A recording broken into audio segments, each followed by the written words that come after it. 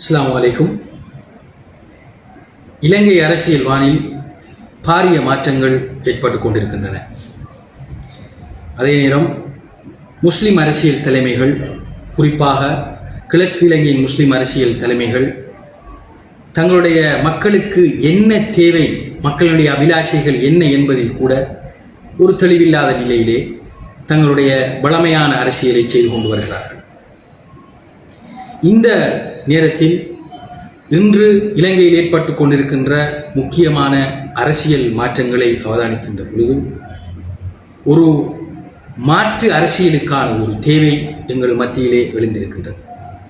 அது மாத்திரமல்லாது, யுத்தத்துக்கு பின்னரான இலங்கையில் ஒரு புதிய அரசியல் சித்தாந்தத்திற்கான தேவையும் எழுந்திருக்கின்றது. அதனை நோக்கமாக கொண்டு ஒரு மாற்று அரசியலுக்கான ஒரு பாதையினை தெரிவு செய்ய வேண்டிய தேவை இப்பொழுது எழுந்திருக்கின்றது.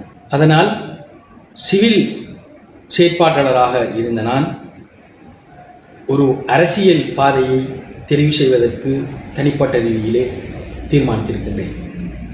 அதன் அடிப்படையில் தேசிய மக்கள் சக்தியின் ஜனாதிபதி வேட்பாளரான அனுரகுமார திசாநாயக்க அவர்களை ஒரு மாற்று அரசியலின் தேவைக்காக வேண்டி ஆதரிப்பது என்ற ஒரு தீர்மானத்தினை நான் எட்டியிருக்கின்றேன். குரல்கள் இயக்கத்தின் தவிசாளராக நான் 7 வருடங்களாக செயற்பட்டு வந்து இருக்கின்றேன். குரல்கள் இயக்கம் ஒரு சிவில் அமைப்பு. அது எந்த சந்தர்ப்பத்திலும் பிரதிநிதித்துவ அரசியலை செய்ய முடியாது என்று அதனுடைய உறுதியான கொள்கைகள் கூறுகின்றன. அதன் அடிப்படையில் ஒரு சிவில் அமைப்பின் தவிசாளராக இருக்கின்ற வேளையிலே நான் ஒரு அரசியல் பாதையை தெரிவு செய்ய முடியாது. நீண்ட கலந்துரையாடல்களின் பின்னர் குரல்கள் அமைப்பின் அனைத்து பதவிகளில் இருந்தும் நான் ராஜினாமா செய்கின்றேன்.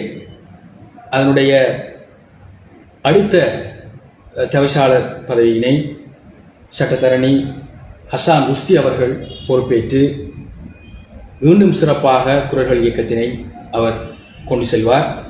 குரல்கள் இயக்கம் தனது பணியை செய்து கொண்டு போகும்.